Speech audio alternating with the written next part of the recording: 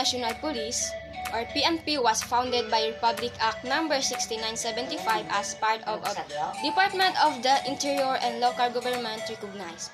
According to this law, PNP is planned to have a maritime police unit to take over the Coast Guard's police duties, guard and receive sea-capable equipment. This move is obviously unrealistic, given the PNP already has a fantastic with additional commitments at sea due to a great quantity of obligation on land.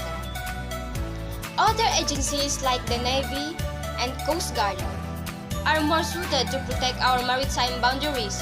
Likewise, location, rivers, lakes, and coastal regions are superior.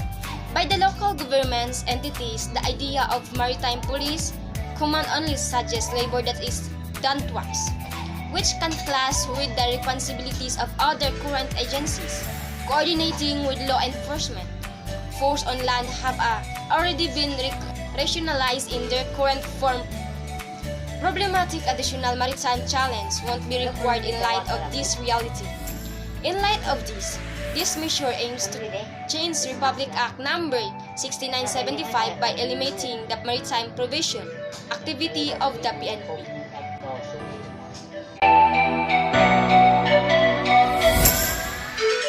Good day, ma'am. I'm John Belty Sarapon, BC1 Section Alpha. The question given to me is, when was the RA 6975 took effect?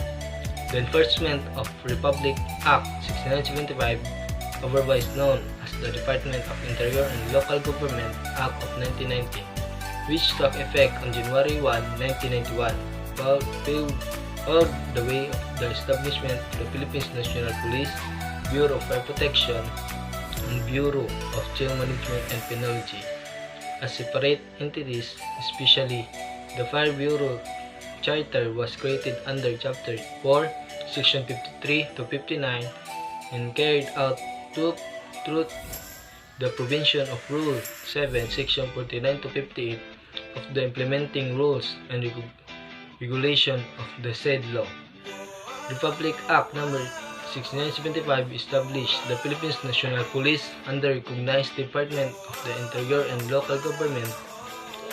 This law stated that PNP is supposed to have a marine police unit to absorb the police function of the Coast Guard and to be provided with sea capabilities.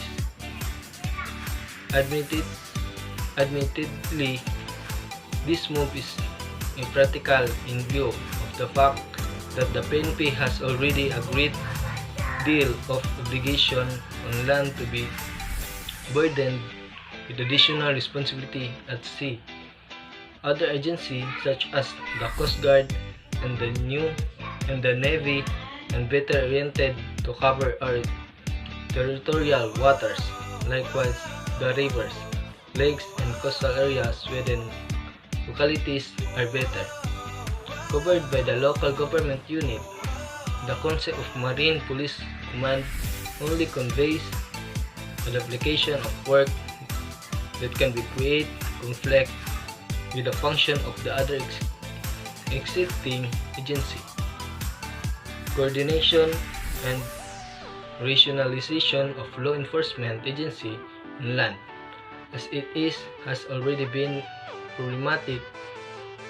With this reality, additional difficulties at sea will no longer be necessary.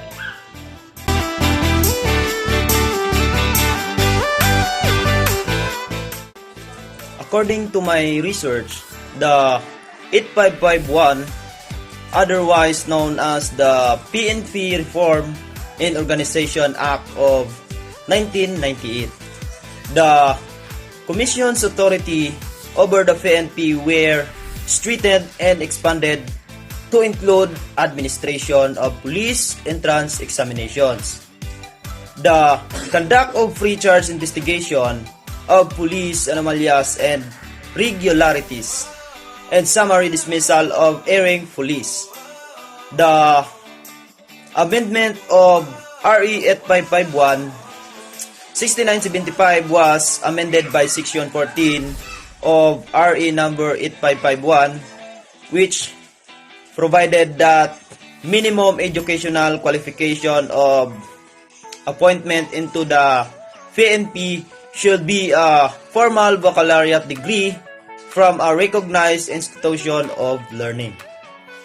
The purpose of the creation of RE 8551, it is hereby declared the policy of the state to establish a highly efficient and competent police force which is national in scope and civilian in character, administered and controlled by a National Police Commission.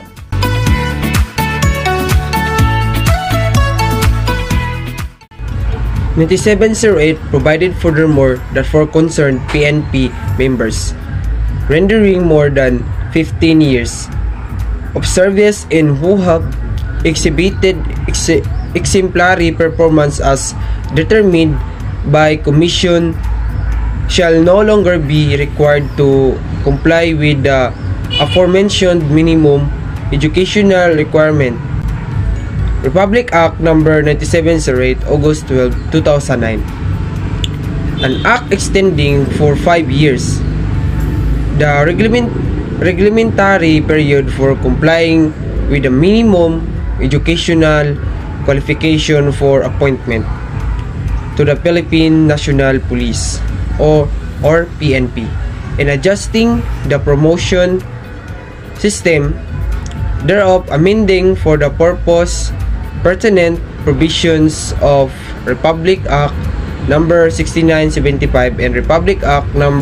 8551, and for other purpose, be it enacted by the Senate and the House of Representatives of the Philippines in Congress Assembly.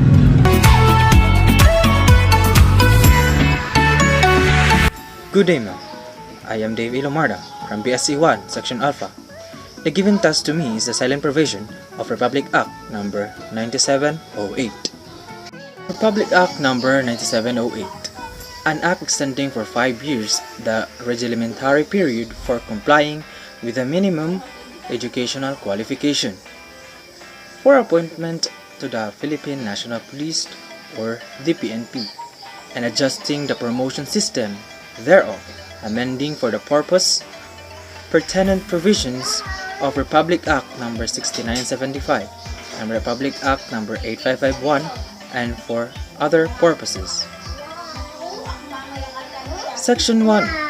Section 30 of Republic Act No. 6975 as amended by Section 14 of Republic Act No. 8551 is hereby further amended to read as follows. Section 30. General qualifications for appointment. No persons shall be appointed as officer or member of the PNP unless he or she possesses the following minimum qualifications. For a new applicant, must not be less than 21 nor more than 30 years of age, provided that, except for the last qualification, the above enumerated qualifications shall be continuing in character, and an absence of any one of them at any given time shall be grounded for separation or retirement from the service. Provided, further, that PNP members who are already in the service upon the effectivity of Republic Act No. 8551 shall be given 5 years to obtain the minimum educational qualification, preferably in law enforcement related courses, to be reckoned from the date of the effectivity of this administrative act. Provided, furthermore, that the four concerned PNP members rendering more than 15 years of service and who have exhibited exemplary performance as determined by the Commission shall no longer be required to comply the aforementioned minimum educational requirement.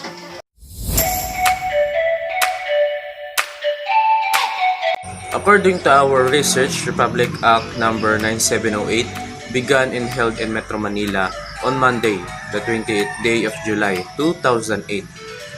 The Republic Act 9708, an act extending for 5 years the reglementary period for complying with the minimum educational qualification for appointment to the Philippine National Police and adjusting the promotion system thereof, amending for the purpose pertinent provisions of Republic Act Number 6975 and Republic Act Number 8551, and for other purposes.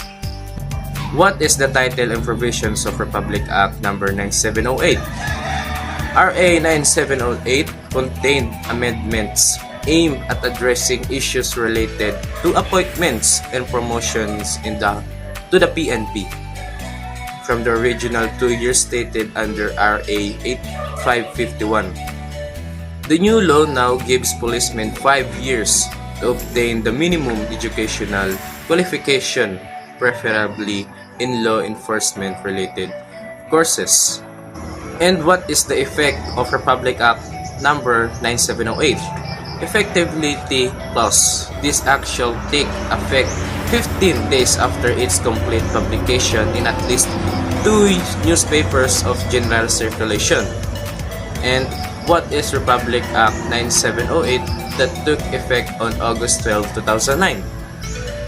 The Commission shall design, establish, and implement a continuing education program for the Philippine National Police officers and members in coordination with the Civil Service Commission, the Commission on Human Rights, and the Commission on Higher Education through a distance education program and or as an in-service. When was RA 9708 came into law? It is legislative history, and it is entitled on August 12, 2009, approved and signed into law by the former President of the Philippines, Her Excellency President Gloria Macapagal Arroyo.